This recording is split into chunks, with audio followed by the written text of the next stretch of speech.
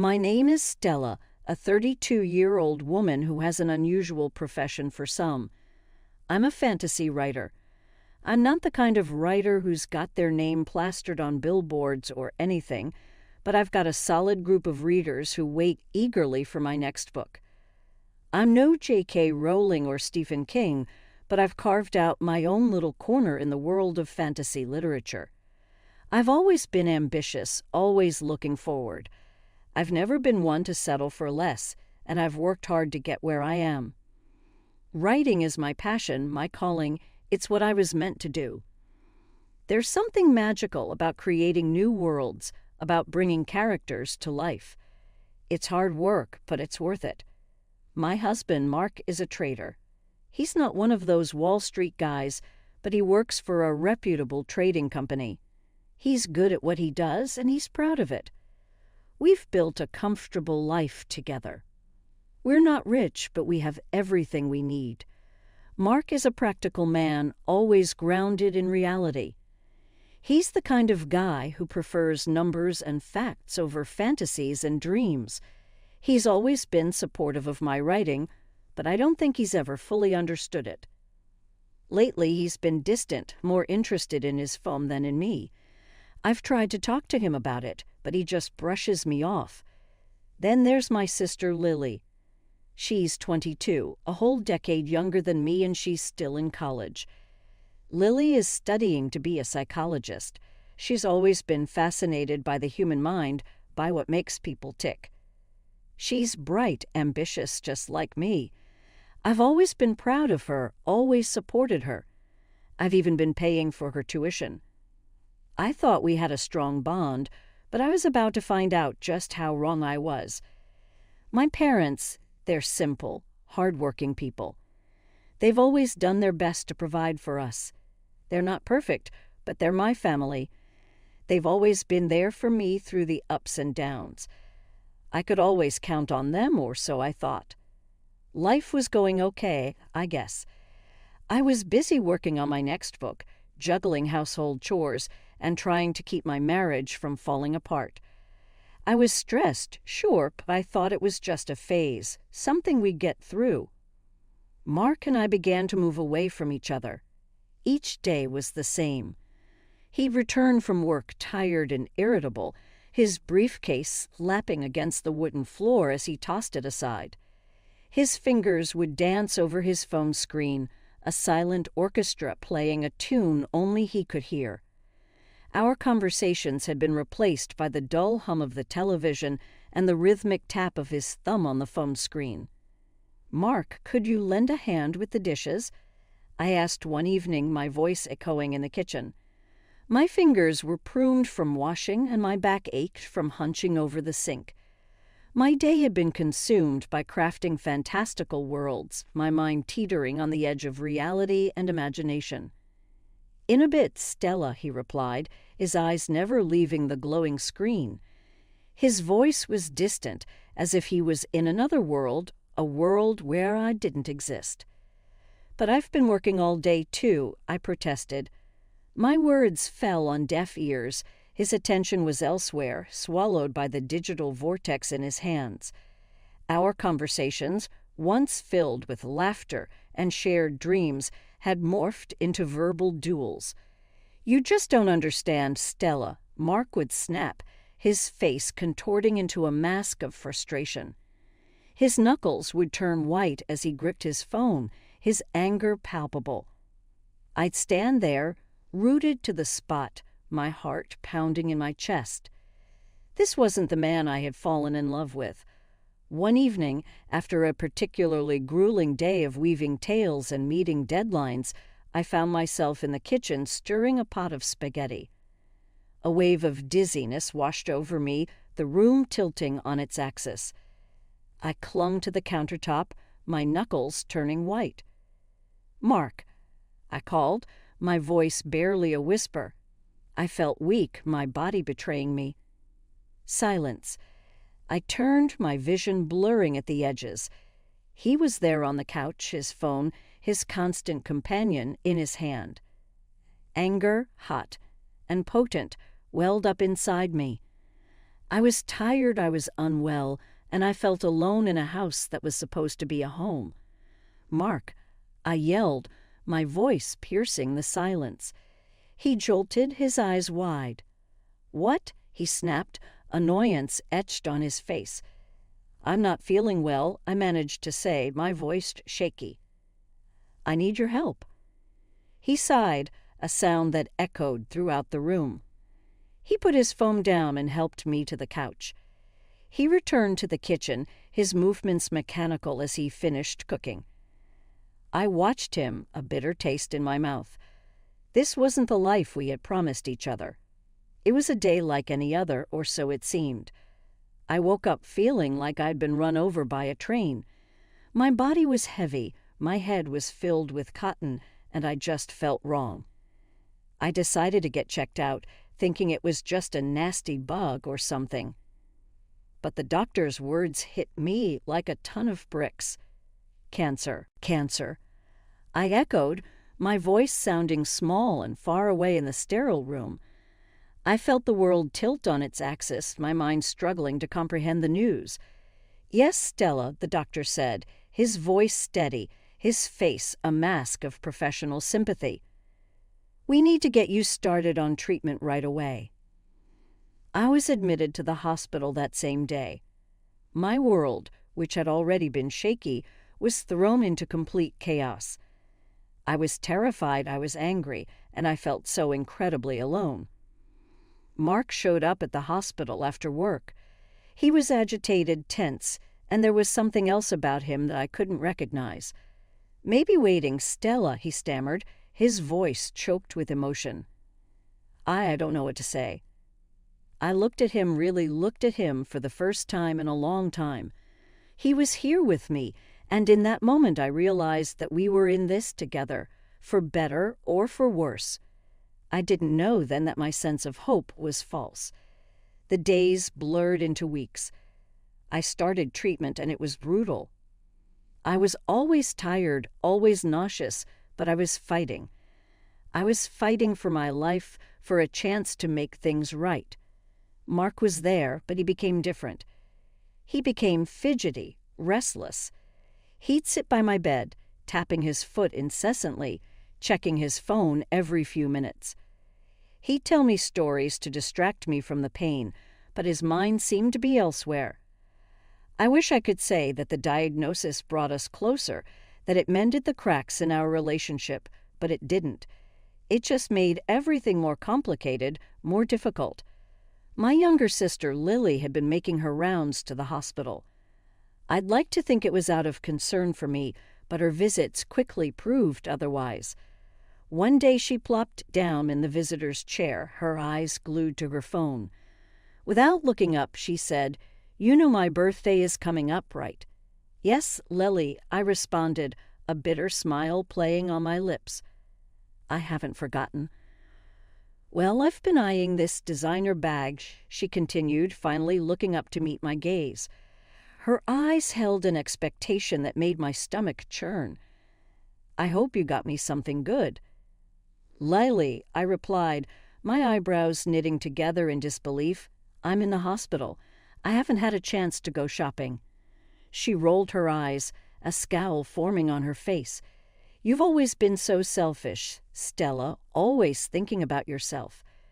Her words were like a punch to the gut, but I swallowed the hurt, letting out a sigh before responding. "Lily, I love you, but the world doesn't revolve around you. I'm lying here sick, and all you can think about is a designer bag. That's not right, Lily. You need to think about your priorities." Her face turned a bright shade of red, her eyes welling up with angry tears. She stormed out of the room, leaving me alone with my thoughts. A whole week passed. My husband, Mark, didn't call or visit. I tried reaching out to him, but he never answered. His silence was like a knife to my heart. How could he leave me alone in the hospital like this? Just when I thought things couldn't get worse, Mark walked into my hospital room one day, but he wasn't alone. Lily was with him, her arm looped through his. They were smiling, laughing, their behavior strikingly similar to that of a couple. "Mark, what's going on?" I asked, my heart pounding in my chest. "Stella," he said, avoiding my gaze. "Lily and I, we're together." The room spun around me. I looked at Lily, hoping to see some sign of remorse, but all I saw was a smug smile. "Yes, Stella," she said, her voice dripping with arrogance. "Mark and I are together."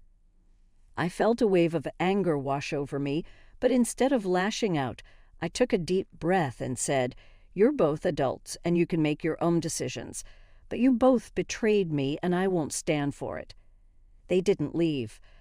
Oh no, they just stayed, standing by the foot of my hospital bed. It was as if they were relishing the moment, savoring the sight of me in a hospital gown, weak and vulnerable. "You know, Stella," Mark started, his voice filled with a strange kind of glee, "you never really noticed me. Always had me doing the chores, never really cared about what I wanted."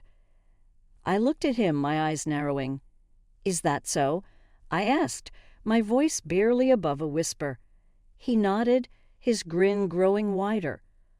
"Oh yes, but Lily here, she's different. She understands me, supports me." Lily was smiling too, her eyes twinkling with a cruel kind of joy. "That's right, Stella," she chimed in. "I'm not like you. I care about Mark." I felt a wave of anger wash over me, but I pushed it down. I wasn't going to give them the satisfaction of seeing me lose control. "What do you want, Mark?" I asked, my voice steady. He reached into his pocket and pulled out a set of papers. "Divorce papers," he announced, tossing them onto my bed. "I think it's time we ended this charade, don't you?" I picked up the papers, my eyes scanning over the words. Divorce. So this was it. This was the end. I reached for a pen and signed the papers, my hand steady. Mark looked surprised. "That's it?" he asked, his voice filled with disbelief. "You're not going to fight it?" I shook my head, tossing the papers back at him. "No, Mark, I'm not going to fight it. You and Lily deserve each other." Lily let out a laugh, a cruel, mocking sound. "Well, Stella," she said, her voice dripping with sarcasm, "at least now I get to live in your house." I felt a pang of hurt, but I didn't let it show. "Get out," I said, my voice cold. "Both of you, get out of my room." They left, their laughter echoing down the hallway. As soon as they were gone, I reached for my laptop. I logged into my bank account and canceled the tuition payment I had made for Lily's college. She wanted to betray me, fine, but she wasn't going to do it on my dime. Next, I blocked our shared bank account. Mark had made it clear that he didn't want to be with me anymore, fine, but he wasn't going to get access to my money. Finally, I called my lawyer. "I need you to prepare the documents for the division of property," I said, my voice steady. "Mark and I are getting a divorce." My lawyer was silent for a moment, but then he said, "I'm sorry to hear that, Stella. I'll get everything ready as soon as possible." As I hung up the phone, I felt a strange sense of relief wash over me. I was free from Mark, free from Lily, free from their betrayal. It was a bitter kind of freedom, but it was freedom nonetheless. But I wasn't going to let them break me. I was stronger than that. I knew then that I had to focus on my recovery, not just for my sake, but to show them that I was more than just a sick woman lying in a hospital bed. I was Stella, and I was a fighter. The hospital room was a whirlwind of activity. Doctors and nurses bustled about, their voices a constant hum in the background. Machines beeped and whirred, their noises a stark reminder of the battle I was fighting, a battle against a disease that was as relentless as it was ruthless. In the midst of all this chaos, my phone rang. The caller ID showed my parents' number. I hesitated for a moment before answering. "Hello," I said, my voice barely above a whisper. "Stella," my mother's voice came through the phone. "We heard about the divorce and about Lily." I sighed, closing my eyes. Of course they had heard. News like that traveled fast. "What do you want, Mom?" I asked, my voice tired. We were wondering," she started, her voice hesitant. "Are you still going to pay for Lily's education?" I laughed, a bitter, hollow sound. "No, Mom," I said, my voice cold.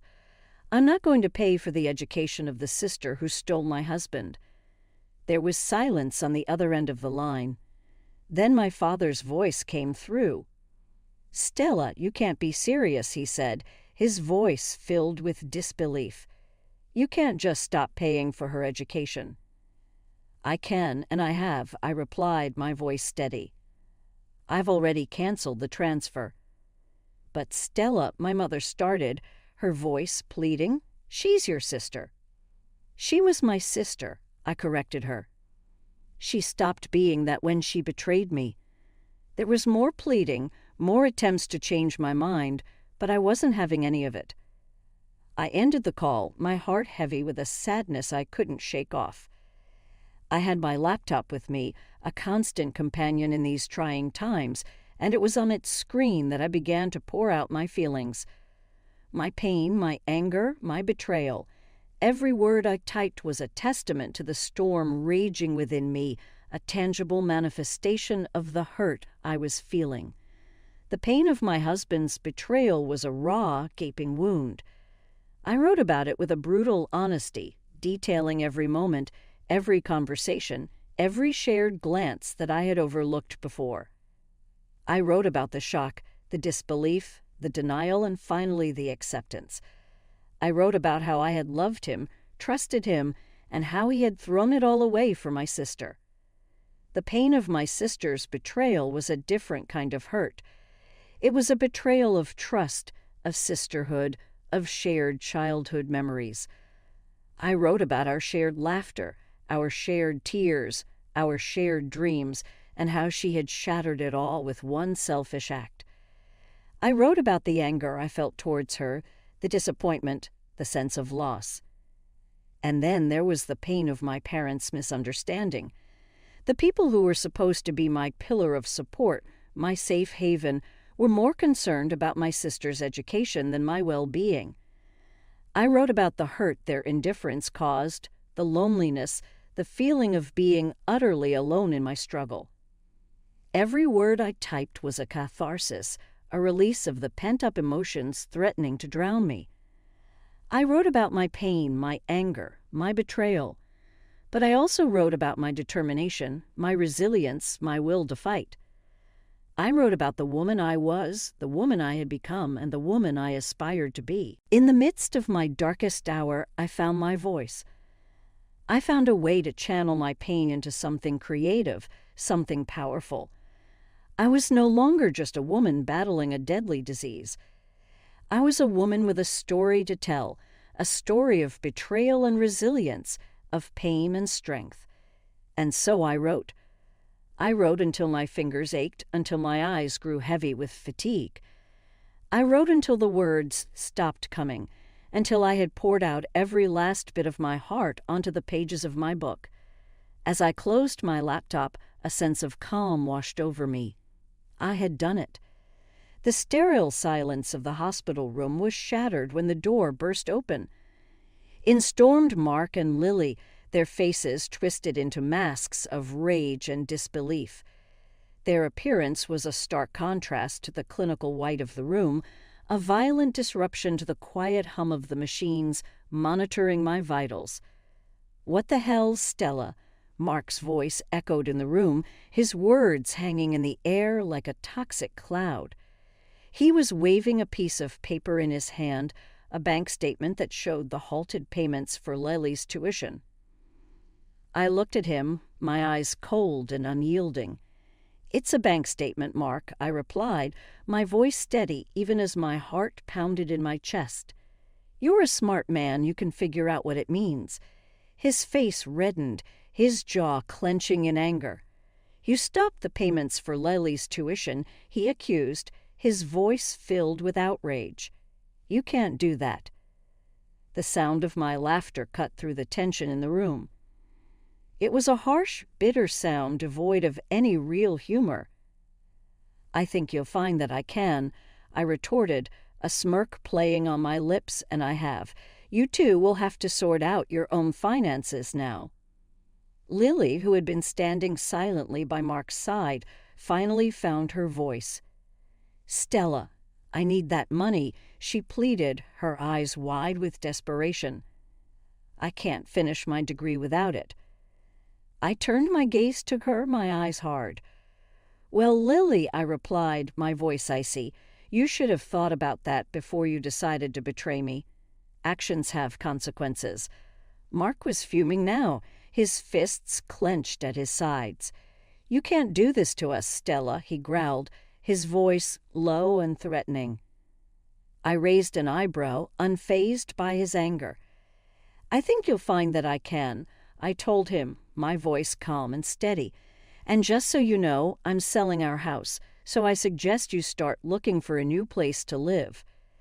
The room fell into stunned silence, the only sound being the steady beep of the heart monitor. Mark and Lily stood there, their faces a picture of shock and disbelief.